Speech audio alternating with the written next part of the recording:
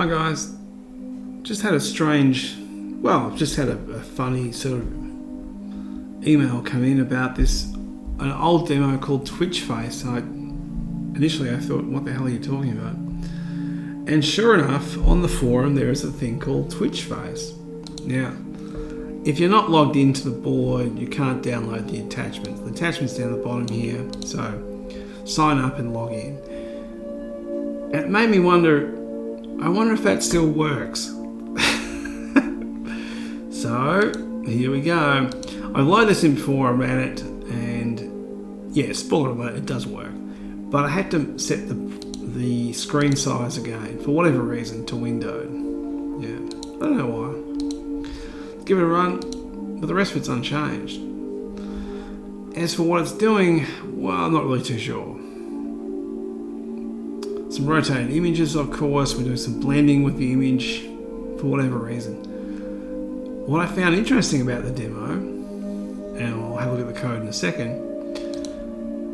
is if you look through it, it actually does a whole bunch of sort of stuff manually. Here we're computing the time, calculating the number of frames passed since last time we fell through the update routine, working out how many frames we should draw,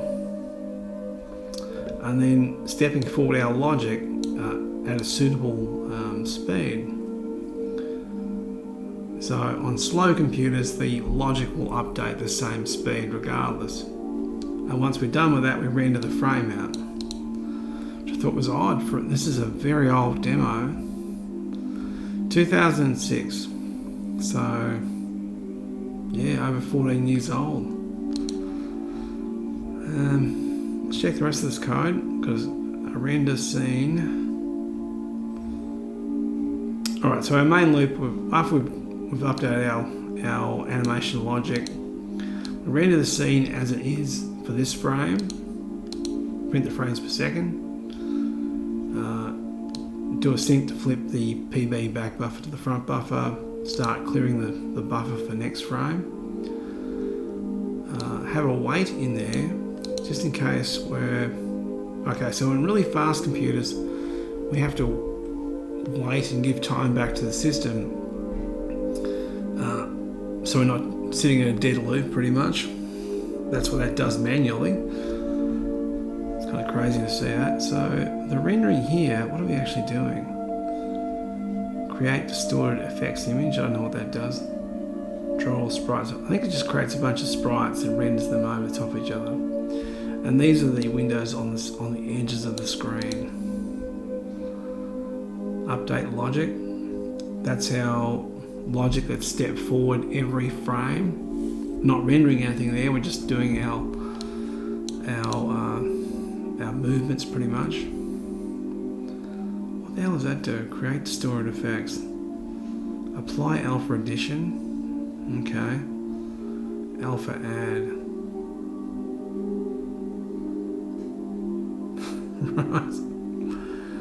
We're making a sprite for the image. Setting it to transparent, of course. Setting it to the alpha add color. So we're colorizing it. This is how old this is.